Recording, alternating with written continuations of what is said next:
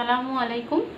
Class 7 তোমাদের পরিবেশ ও জনস্বাস্থ্য এই চ্যাপ্টারটার অর্ধেকটা তোমাদের সামনে এক্সাম আছে। তো সেই জন্য এই চ্যাপ্টার থেকে এই চ্যাপ্টারটা অনেক বড়, তো এই চ্যাপ্টারের কিছুটা পোর্শন যতদূর অবধি এক্সাম হবে তার একটা রিভিশন ক্লাস বা কী ধরনের কোয়েশ্চেন তোমরা পড়বে সেটা আমি একটু আলোচনা করব আজকে। তো পরিবেশ ও জনস্বাস্থ্য থেকে অনেক কোয়েশ্চেন আছে তোমাদের, যেহেতু শর্ট কোয়েশ্চেন বেসিসে এক্সামটা হবে, কিন্তু যেহেতু এটা তোমাদের রেডি করতে হবে তো সেজন্য বড় ছোট সব রকম কোয়েশ্চেনই করে রাখবে, কারণ বড় থেকেও ছোট কোয়েশ্চেন কিন্তু আসবে। তাই জন্য বড় অ্যান্সারগুলোও মুখস্থ করতে হবে, ছোটোগুলোও রেডি করতে হবে, কারণ এটা একবারে ফাইনালের জন্য রেডি করে নেবে। তো প্রথম পোর্শন থেকে যে কোয়েশ্চেনগুলো পড়বে সেটা হচ্ছে বিভিন্ন যে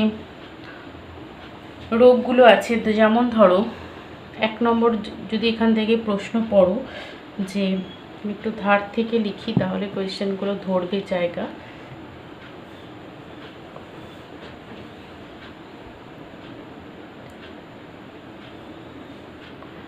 ধরো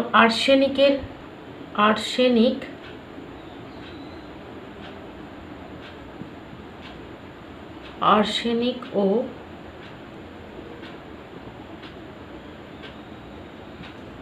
ফ্লুওরাইড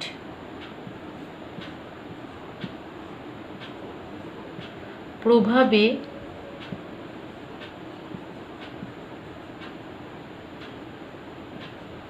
কি কি রোগ হয়? আর্সেনিক ফ্লোরাইডের প্রভাবে কি কি রোগ হয় এবং এই রোগের প্রত্যেকটা দুটো রোগেরই লক্ষণ। আমি শর্ট করে লিখে দিচ্ছি যাতে বুঝতে সুবিধা হয়। অর্থাৎ আর্সেনিকের সাহায্যে কি হয় না আর্সেনিকোসিস বা ব্ল্যাক ফুট ডিজিজ, তাই না? এই ব্ল্যাক ফুট ডিজিজের কি কি লক্ষণগুলো আমরা দেখেছিলাম, তোমাদের বইতে আছে সুবীর নস্কর এবং মনোঝেমব্রমের যে লক্ষণগুলো দেওয়া আছে, একটা আর্সেনিকের আর একটা ফ্লুরাইডের লক্ষণ। তো আর্সেনিক ফ্লুরাইডের প্রভাবে যদি কি রোগ হয় তাহলে অ্যান্সার হবে আর্সেনিকের প্রভাবে আর্সেনিকোসিস বা ব্ল্যাক ফুট ডিজিজ রোগ হয়, আর ফ্লুরাইডের প্রভাবে ফ্লুরোসিস রোগ হয়। এবং এদের কি কি লক্ষণ সেগুলো লিখবে। তাহলে কি কি রোগ হয় ও লক্ষণগুলো পড়তে হবে। ধরো দুটো লক্ষণ কি একটা লক্ষণ আসতে পারে শর্ট কোয়েশ্চেনে, তাই জন্য লক্ষণগুলো রেডি রাখতে হবে। এবার দেখো আমাদের যে জল, সেই জলে পানীয় জলে বলতে পারো, সেই জলে আর্সেনিকের মাত্রা এবং ফ্লুরাইডের মাত্রা কত থাকা উচিত সেটা কিন্তু পড়তে হবে। তাহলে 1 লিটার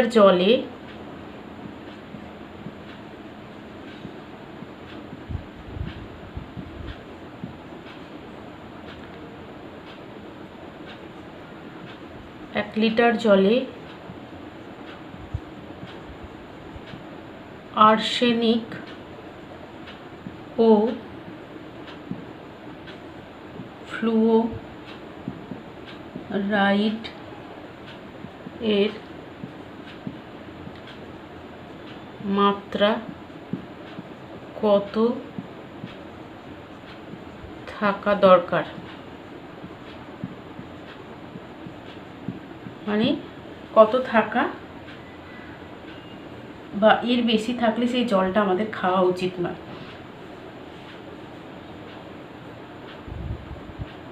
না দাঁড়াও, কত থাকা দরকার না, কত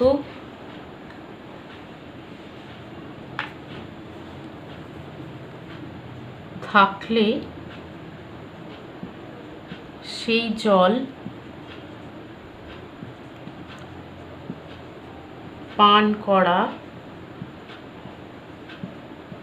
উচিত নয়। ঠিক আছে, তাহলে আর্সেনিকের মাত্রা কত না 0.05 মিলিগ্রাম 1 লিটার জলে, বা তার বেশি যদি থাকে তাহলে সেই জল পান করা যাবে না।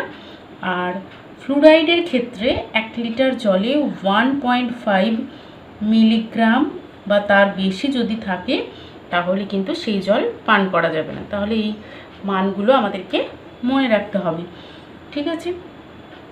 এরপরে দেখো বিভিন্ন পেশাগত রোগ, সেই রোগগুলো কি কি সেগুলো একটু একটু করে জেনে রাখতে হবে। ধরো এরকম এলো যে মানুষ প্রতিদিন মোটর গাড়ি চালায় তার কি ধরনের পেশাগত সমস্যা হতে পারে, এরকম। তার মানে জাস্ট 3 নম্বর টপিকে আমি লিখব বিভিন্ন পেশাগত রোগ, বিভিন্ন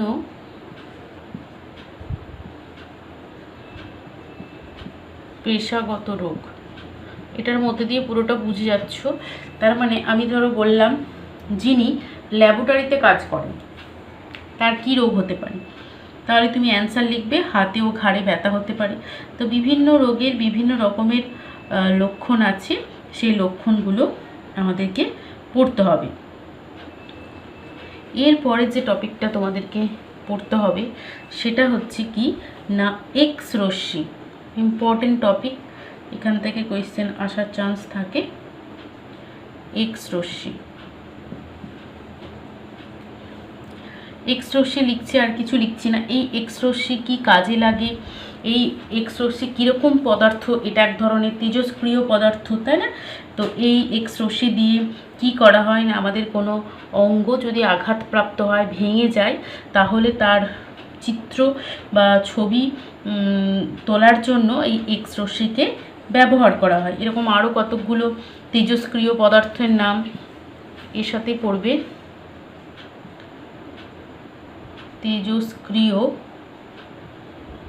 পদার্থের নাম বা বিভিন্ন ধরনের যে তেজস্ক্রিয় পদার্থগুলো আছে ওটার সাথেই দেখবে আছে বিভিন্ন তেজস্ক্রিয় পদার্থ, যেমন হচ্ছে ইউরেনিয়াম, প্লুটোনিয়াম, এই ধরনের তেজস্ক্রিয় পদার্থ যাদের থেকে অবিরত কি হয়, কিছু অদৃশ্য রশ্মি বের হতে থাকে, যেগুলো কিন্তু কি করতে সক্ষম, ক্যান্সার রোগ সৃষ্টি করতে সক্ষম। তাহলে এই পোর্শন থেকে এগুলো তোমরা পড়বে। এক্স রশ্মি কী কাজে লাগে এবং এক্স রশ্মি ছাড়াও আরও যে তেজস্ক্রিয় পদার্থ আছে সেগুলো পড়বে। এছাড়াও তোমাদের বইতে কিছু মানে শর্ট কোয়েশ্চেন দেওয়া আছে, মাল্টিপল চয়েস টাইপের কোয়েশ্চেন দেওয়া আছে। যেমন ধরো প্রাচীন মিশরীয়রা বা পোড়ামাটির বাসনপত্র অলঙ্কৃত করতে কোন ধাতুর যৌগ ব্যবহার করত, তারপরে খনির বদ্ধ বাতাসে কোন গ্যাস থাকলে শ্রমিকের মৃত্যু হয়। এই ধরনের যে এমসিকিউ টাইপের যে কোয়েশ্চেনগুলো দেওয়া রয়েছে, অর্থাৎ 260 পেজ থেকে 261 পেজ অবধি দেখবে কতগুলো শর্ট কোয়েশ্চেন আছে, অর্থাৎ মাল্টিপল চয়েস টাইপের দেওয়া আছে, এমসিকিউ টাইপের কোয়েশ্চেন আছে। যেমন হচ্ছে খনির বদ্ধ বাতাসে কোন গ্যাস থাকলে মৃত্যুর সম্ভাবনা থাকে, প্রসাধন সামগ্রী সুতির বস্ত্র রং করতে কোন রাসায়নিক যৌগ ব্যবহার করা হয়। এই শর্ট কোয়েশ্চেনগুলো কিন্তু রেডি করবে। এরপরে যেটা পড়বে সেটা হচ্ছে এখানেও আরও কিছু পেশাগত রোগ আছে, সেই পেশার নাম এবং তাদের সংশ্লিষ্ট কি রোগ বা সমস্যা এখানে আছে, ওখান থেকে কিছু করবে। এগুলো খুব সোজা, কারণ কে কী কাজ করে সেই অনুযায়ী তার কি অসুবিধা হচ্ছে সেটা কিন্তু একটু মাথা ঘামালেই লিখতে পারবে। এটার জন্য মুখস্থ করারও দরকার নেই। কে কীরকম কাজ করেন, যে অঙ্গটা বা যে জিনিসটা তিনি বেশি কাজে লাগান তার সেই ধরনের রোগ হতে পারে।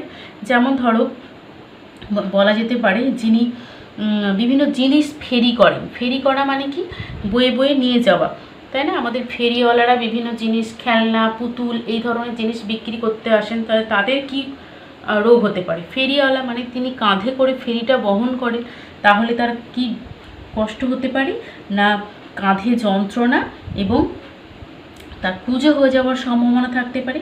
এই ধরনের জিনিসগুলো একটু বুদ্ধি খাটিয়ে নিজেরা লিখতে পারবে।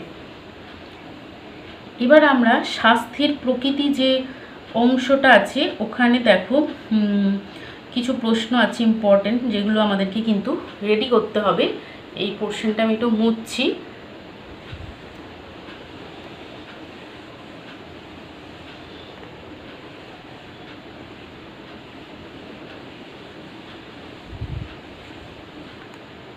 তাহলে 4 নম্বর হয়েছিল, এখানে 5 নম্বরে আমি যদি লিখি তাহলে স্বাস্থ্য রক্ষা করতে আমাদের প্রয়োজন কি করতে হবে না, রোগ প্রতিরোধ। রোগ প্রতিরোধ কি কি ধাপে করা যেতে পারে, এটা একটা ইম্পর্টেন্ট কোয়েশ্চেন। রোগ প্রতিরোধ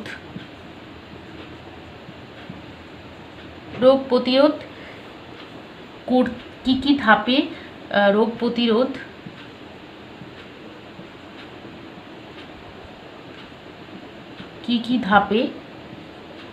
করা সম্ভব। ঠিক আছে, রোগ প্রতিরোধ কি কি ধাপে করা সম্ভব, অর্থাৎ তোমাদের রোগ প্রতিরোধ করার জন্য যে ধাপগুলো বইতে লেখা আছে সেগুলো তোমাদেরকে লিখতে হবে। এখান থেকে শর্ট কোয়েশ্চেন আসতে পারে, একটা ধাপ আসতে পারে, দুটো ধাপ আসতে পারে, কিন্তু তোমাকে সবকটা ধাপই পড়তে হবে। কি কি না, টিকাকরণ কর্মসূচি, খাদ্যে বাইরে থেকে পুষ্টি উপাদান, বিভিন্ন পুষ্টি যেমন হচ্ছে আয়োডিন, আয়রন, ভিটামিন ইত্যাদি যোগ করতে হবে। 2 নম্বর ধাপ ছিল কি, রোগ নির্ণয় ও তার যথাযথ চিকিৎসা করতে হবে। 3 নম্বর ছিল ভিন্ন দক্ষতা সম্পন্ন মানুষের পুনর্বাসন। আর 4 নম্বর ছিল জীবন কুশলতা শিক্ষা। এর পরে যে প্রশ্নটা আসছি সেটা হচ্ছে, এটা খুব ইম্পর্টেন্ট, জীবন কুশলতা বলতে কি বোঝো? জীবন কুশলতা শিক্ষা বলতে কি বোঝো? অর্থাৎ জীবন কুশলতা শিক্ষা কি? জীবন কুশলতার সংজ্ঞা খুব ইম্পর্টেন্ট। জীবনের বিভিন্ন সময়ে আমাদের অনেক সমস্যার সম্মুখীন হতে হয়, তার মোকাবিলা করতে হয়, এছাড়াও বিভিন্ন সিদ্ধান্ত নিতে হয়, সামাজিক সম্পর্ক তৈরি করতে হয়, আবেগ নিয়ন্ত্রণ করতে হয়। এসবের মধ্য দিয়ে সংবেদনশীল সমাজ মনস্ক মানুষ হিসেবে গড়ে ওঠার শিক্ষা হচ্ছে কি, জীবন কুশলতা শিক্ষা।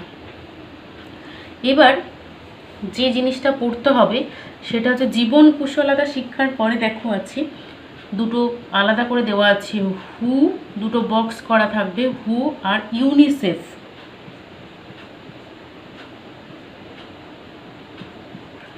হু আর ইউনিসেফ ইন ডিটেলস পড়বে, আমি কোনো কোয়েশ্চেন দিলাম না, হু আর ইউনিসেফ সব পড়তে হবে। অর্থাৎ ধরো হু সম্পর্কে যা কিছু লেখা আছে এর ফুল ফর্ম, ইউনিসেফের ফুল ফর্ম উইথ স্পেলিং কিন্তু ভুল করলে হবে না।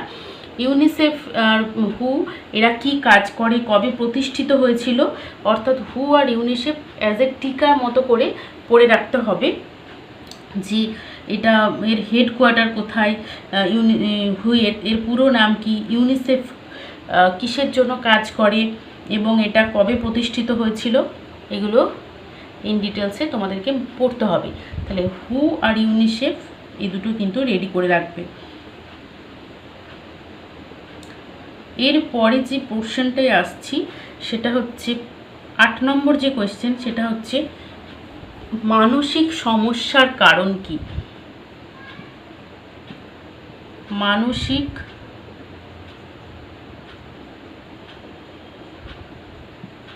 সমস্যার কারণ।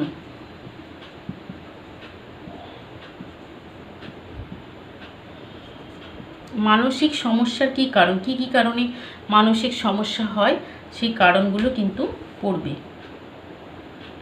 এরপরে বিভিন্ন ধরনের মানসিক সমস্যা আছে, দেখো যেমন মানসিক প্রতিবন্ধকতা, তারপরে আছে তোমার অটিজম, নেক্সট আছে তোমার মনোযোগহীনতা, মানসিক উদ্বেগ, তারপরে তোমার পড়াশোনায় পিছিয়ে পড়া, মানসিক অবসাদ বা ডিপ্রেশন। এই যে বিভিন্ন মানসিক সমস্যা, তাদের কি কি লক্ষণ, তার মানে আমি একেবারে লিখে দিচ্ছি, মানসিক সমস্যার, বিভিন্ন ধরনের মানসিক সমস্যার যে লক্ষণগুলো সেগুলো কিন্তু পড়তে হবে।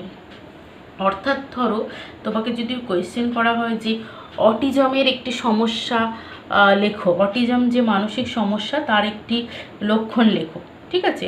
আবার ধরো বললো যে মানসিক অবসাদ বা ডিপ্রেশনের একটি সমস্যা, তো তখন তোমাকে এগুলো কিন্তু জেনে রাখতে হবে। তো এই ধরনের বিভিন্ন সমস্যাগুলো যেগুলো আছে তাদের কি কি লক্ষণ, প্রত্যেকটা লক্ষণ পড়তে হবে।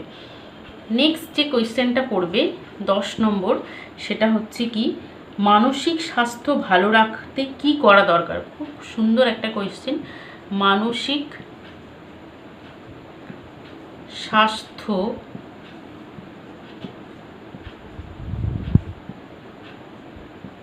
ভালো রাখার উপায়।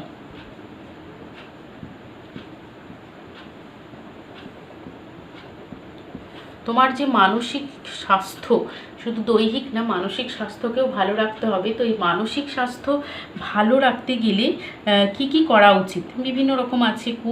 অভ্যেস পরিবর্তন করতে হবে, বিভিন্ন মনের কথা খুলে বলতে হবে, যেগুলো সৃজনশীল কাজ, অর্থাৎ ছবি আঁকা, গান করা, যেগুলো ভালো লাগে, তোমার মনে আনন্দ হয়, এই ধরনের জিনিস মানে তোমাকে করতে হবে যাতে করে তোমার মন ভালো থাকে।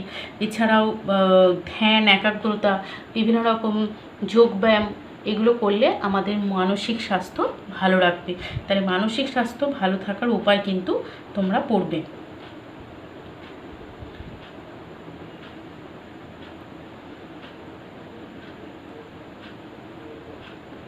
এরপরে যে টপিকটা আসছে সেটা হচ্ছে, এগুলো চলে গেল। এরপরে সংক্রামক রোগ ও তার প্রতিকার। সংক্রামক রোগ ও তার প্রতিকারে যেটা তোমরা পড়বে, এই টপিকটা তাহলে হয়ে গেল। এটা আমি আবার মুছছি। নেক্সট যে টপিকে আসছি সেটা হচ্ছে সংক্রামক রোগ ও তার প্রতিকারে। 10 পর্যন্ত হয়েছে।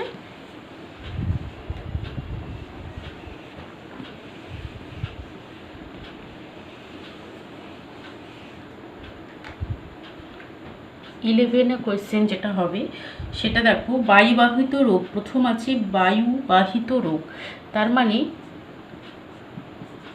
বায়ুবাহিত রোগের নাম তোমাকে জেনে রাখতে হবে। শর্ট কোয়েশ্চেন আসতে পারে। বিভিন্ন বায়ুবাহিত রোগগুলো কি কি, বায়ুর দ্বারা ছড়ায়, কি কি রোগ ছড়ায় সেগুলো আমরা জানবো। যেমন বায়ুর দ্বারা সাধারণ সর্দি কাশি ছড়ায়, তাই না? এছাড়াও যক্ষা, এরকম কি কিছু রোগ আছে যেগুলো বায়ুর দ্বারা ছড়ায়, সেগুলো আমাদেরকে পড়তে হবে।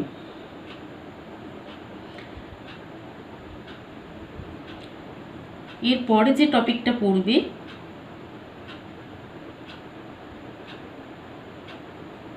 সেটা হচ্ছে ড্রপলেট সংক্রমণ বা তরল কণা সংক্রমণ। ব্যাপারটা কি জেনে রাখবে, কণা সংক্রমণ, এই পোর্শনটা পড়বে। এখান থেকে কোয়েশ্চেন আসার সম্ভাবনা আছে। কণা সংক্রমণ, তরল কণা সংক্রমণ, ধুলো সংক্রমণ, এগুলো পড়বে।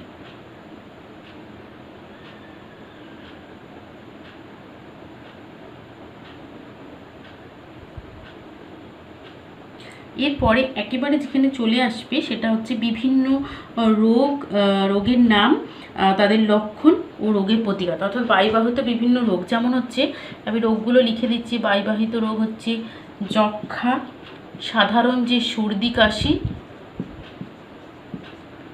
যক্ষা, সর্দি কাশি, আর একটা হচ্ছে তোমার কি না, ইনফ্লুয়েঞ্জা।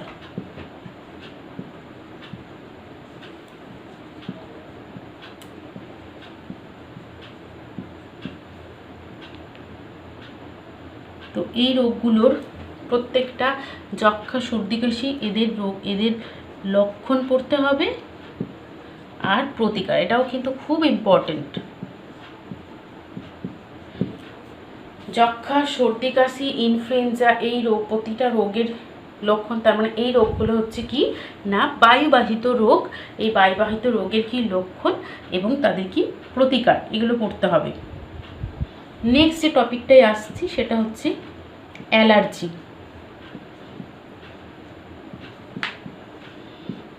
অ্যালার্জি কি, অ্যালার্জেন কি, অ্যালার্জি কি, তারপরে হবে অ্যালার্জিন, আর তার সাথে কি হবে উদাহরণ মানে অ্যালার্জি জিনিসটা কি জানলে, এবং অ্যালার্জেন কাকে বলে, যে সমস্ত বস্তু থেকে আমাদের অ্যালার্জির সমস্যা হয় তাদেরকে আমরা অ্যালার্জেন বলি, তাই না? যারা অ্যালার্জি সৃষ্টি করে। তো এই অ্যালার্জি সৃষ্টি করে এরকম কিছু অ্যালার্জেনার এক্সাম্পল তোমাদেরকে পড়তে হবে। যেমন ধরো ডিম, কারোর বেগুন, চিংড়ি মাছ এই ধরনের খাদ্য থেকে হতে পারে। আবার বিভিন্ন ধুলো, তারপরে তোমার পরাগরেণু, এই সমস্ত কারণেও অনেকের অ্যালার্জি হতে পারে। তো এই বিভিন্ন ধরনের অ্যালার্জেনের উদাহরণ পড়তে হবে। নেক্সট যেটা পড়তে হবে 15 নম্বর, সেটা হচ্ছে বায়ুবাহিত রোগ থেকে বাঁচার উপায়। বায়ুবাহিত রোগ থেকে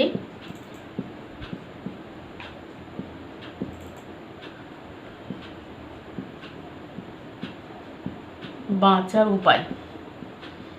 কীভাবে বায়ুবাহিত রোগ থেকে বাঁচতে পারো, সেখান থেকে ধরো দুটো একটা উপায় তোমাদের পরীক্ষায় আসতে পারে। তো সেই ধরনের উপায়গুলো পড়ে রাখতে হবে। নেক্সট যেটা পড়তে হবে সেটা হচ্ছে কি না, এই যে বায়ুবাহিত রোগগুলো পড়লে সাধারণ সর্দি কাশি সেটা কি ধরনের প্রকৃতি, মানে কোন জীবাণু দ্বারা হয়। সাধারণ সর্দি কাশি ভাইরাস দ্বারা হয়, যক্ষা ব্যাকটেরিয়া দ্বারা হয়, এগুলো কিন্তু মনে রাখতে হবে। অর্থাৎ আমি কোয়েশ্চেন আকারে বলতে পারি, 16 নম্বরে তুমি বলতে পারো যে জীবাণুর প্রকৃতিগুলো কি কি সেটা জানতে হবে। জীবাণুর প্রকৃতি, এটা দিয়ে বুঝে যাবে। জীবাণুর প্রকৃতি মানে হচ্ছে 278 পেজে যে ছকটা আছে, অর্থাৎ সাধারণ সর্দি কাশির জীবাণুর প্রকৃতি কি ভাইরাস, যক্ষার জীবাণুর প্রকৃতি কি ব্যাকটেরিয়া। এই ধরনের কোয়েশ্চেনগুলো পড়তে হবে। এরপরে যে আমাদের পরীক্ষার যে টপিকটা আছে সেটা হচ্ছে জলবাহিত। বায়ুবাহিত রোগ হয়ে গেল, এরপরে যে রোগটা আছে সেটা হচ্ছে জলবাহিত রোগ। তো জলবাহিত রোগ থেকে আমরা কি কি কোয়েশ্চেন করব সেগুলো একটু দেখে নিই।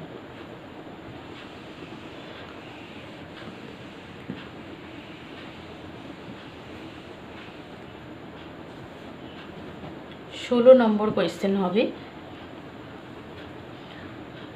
তাহলে এখানেও প্রথমে তোমাকে যেটা পড়তে হবে, জলবাহিত রোগগুলোর নাম।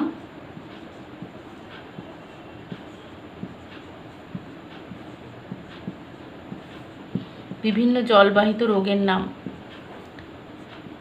জলবাহিত রোগ কোনগুলো? ধরো আমাশয়, উদারাময়, তাই না, কলেরা, ডায়রিয়া, এই ধরনের রোগগুলোকে বলা হচ্ছে কি জলবাহিত রোগ। নেক্সট কলেরা রোগ সম্পর্কে অনেক কিছু আছে, তো সেখান থেকে অত কিছু পড়তে হবে না। তোমরা জাস্ট বিসুচিকা কলেরা রোগের অপর নাম কি সেটা পড়ে রাখবে, যে কলেরা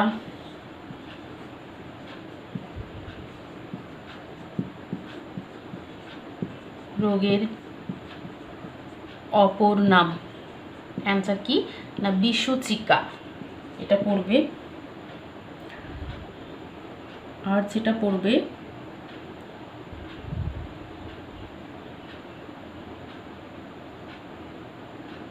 সেটা বিভিন্ন জলবাহিত রোগের নাম তো বললাম, তাদের লক্ষণ প্রতিকার। তার মানে জলবাহিত রোগের, বিভিন্ন প্রকার জলবাহিত রোগের লক্ষণ আর প্রতিকার, এগুলো কিন্তু ইম্পর্ট্যান্ট। অর্থাৎ তোমাদের বইতে আছে দেখবি কলেরা, ডায়রিয়া, পোলিও, এগুলো হচ্ছে জলবাহিত রোগ। তো এই রোগের যে বিভিন্ন লক্ষণ এবং প্রতিকার আছে এগুলো তোমরা পড়বে। লাস্ট যে কোয়েশ্চেনটা পড়বে সেটা হচ্ছে কি না জলবাহিত রোগ থেকে বাঁচার উপায়। জলবাহিত রোগ থেকে বাঁচার উপায়।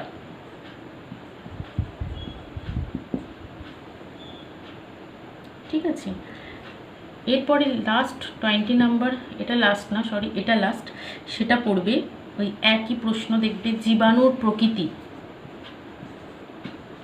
জীবাণুর প্রকৃতিগুলো এখান থেকে আরও ডিটেলসে আরও দেওয়া আছে কিছু কিছু, সেগুলো পড়তে হবে।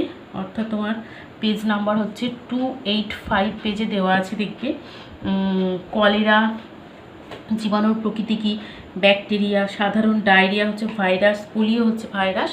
তো এগুলো পড়তে হবে। তাহলে পরিবেশ ও জনস্বাস্থ্য টপিক থেকে এই কোয়েশ্চেনগুলো তোমরা ভালো করে রেডি করবে।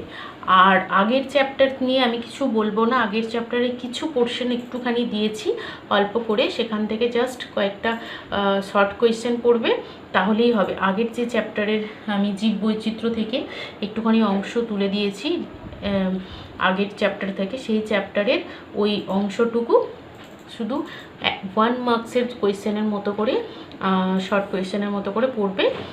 এটার ওপর বেশি জোর দেবে, আর ওখানটা একবার ভালো করে পড়ে নেবে, তাহলেই পারবে। তাহলে আজকের এই কোয়েশ্চেনগুলো আশা করি তোমরা প্রত্যেকে রেডি করে রেখো।